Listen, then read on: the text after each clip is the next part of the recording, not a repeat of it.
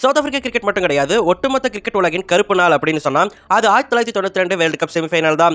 அன்னைக்கு ஸ்கோர் போர்டில் ஒரு பாலுக்கு 22 ரன் வந்தப்போ அன்னைக்கு சவுத் ஆப்பிரிக்கா ரசிகர்கள் மட்டும் இல்ல, ஒட்டுமொத்த கிரிக்கெட் ரசிகர்களுமே சோகத்தில் ஆழ்ந்தாங்க. அப்படி அன்னைக்கு என்னதான் நடந்துச்சு, எதுக்காக அப்படி ஸ்கோர் போர்டு மாறிச்சு அப்படிங்கறத இந்த வீடியோல தெளிவா பார்த்துருவோம். 1992 வேர்ல்டு கப் செமிஃபைனல் இங்கிலாந்தும் சவுத் ஆப்பிரிக்கா ஆடிட்டு இருந்தாங்க.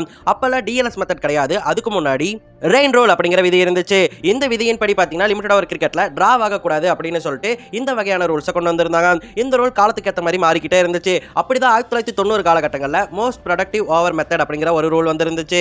இந்த மெத்தட் புரியறதுக்கு ஒரு உதாரணம் சொல்லலாம். இந்தியா 50 ஓவருக்கு 300 ரன் அடிச்சிட்டாங்க. அதுல 5 மெய்டன் ஓவர் ஆஸ்திரேலியா வீசியிருந்தாங்க. அதுக்கப்புறம் ஆஸ்திரேலியா பேட்டிங் பண்ண வராங்க, மழை வந்துருச்சு, அதனால 45 ஓவரா குறைச்சிட்டாங்க. இங்க 5 ஓவர் குறைஞ்சிருக்கு இல்லையா, அப்ப இந்தியா பேட்டிங் பண்ண ஸ்கோர் கார்டுல 5 ஓவர்ல எந்தெந்த ஓவர்ல ரொம்ப கம்மியா ரன் அடிச்சிருக்காங்களோ அதெல்லாம் கழிச்சிருவாங்க. நம்மளோட என்ன சொன்னா 5 ஓவர் மெய்டன் இருக்குன்னு சொன்னோம் இல்லையா, அதன்படி இங்க அந்த 5 மெய்டன் ஓவரை கழிச்சிருவாங்க. சோ டார்கெட் எப்பவும் போல 301 தான். ஒருவேளை அந்த 5 ஓவர்லயும் ஒரு ரன் அடிச்சு வச்சிருந்தாங்கன்னா 5 ரன் மட்டும் கழிப்பாங்க. சோ இங்க டார்கெட் 296 மாறும். அதுக்கப்புறம் இன்னொரு விஷயமுமே அந்த காலகட்டத்தில் இருந்துச்சு. அந்த காலகட்டத்தில் வேர்ல்டு கப் ஒளிபரப்புன சேனல் 9 அப்படிங்கிற சேனல் இந்த குறிப்பிட்ட டைம் மட்டும் தான் நாங்க கிரிக்கெட்டை ஒளிபரப்புவோம், அதுக்கு மேல ஒளிபரப்ப மாட்டோம், நீங்க அப்ப அதுக்குள்ள கிரிக்கெட் மேட்சை முடிக்கணும் அப்படின்னு சொல்லிட்டு சொல்லியிருந்தாங்க. சோ அதனாலேயே ஓவர்ஸை கம்மி பண்ணிட்டு இருந்தாங்க அந்த ஒரு வேர்ல்டு கப்ல. இந்த ஒரு பிரச்சனையும் போயிட்டு இருந்துச்சு. அப்படிதான் மோஸ்ட் ப்ரொடக்டிவ் ஓவர்ஸ் மெத்தட்ல அந்த மேட்ச்ல முதலான இங்கிலாந்து ஆனது 45 ஓவர் மட்டும் முடிச்சிருந்தாங்க. கிரகாமிக்குடைய 83 ஆல அவங்க 252 ரன் எட்டி இருந்தாங்க. இதனால 253 டார்கெட்டோட சவுத் ஆப்பிரிக்கா ஆட போயிருந்தாங்க.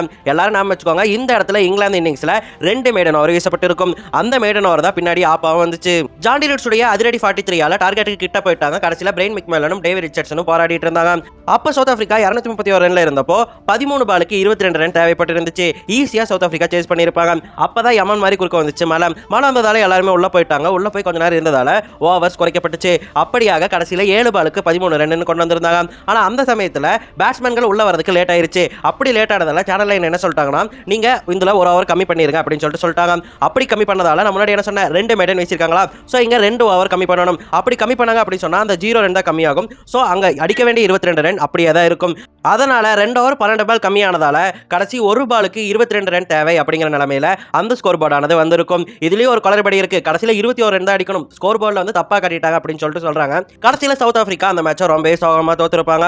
19 ரன் வித்தியாசத்துல இங்கிலாந்து அந்த மேட்சை ஜெயிச்சிருப்பாங்க.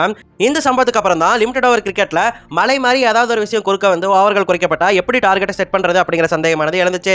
அதுக்காக நிறைய விவாதங்கள் நடந்துச்சு. அதுக்கப்புறம் தான் 1999 ஆண்டு டக்வர்த் லூயிஸ் மெத்தட் அறிமுகப்படுத்தப்பட்டுச்சு. டக்வர்த் லூயிஸ்னா என்ன, அதை எப்படி கணக்கு பண்ணணும் அப்படிங்கறத இன்னொரு வீடியோல சொல்றேன்.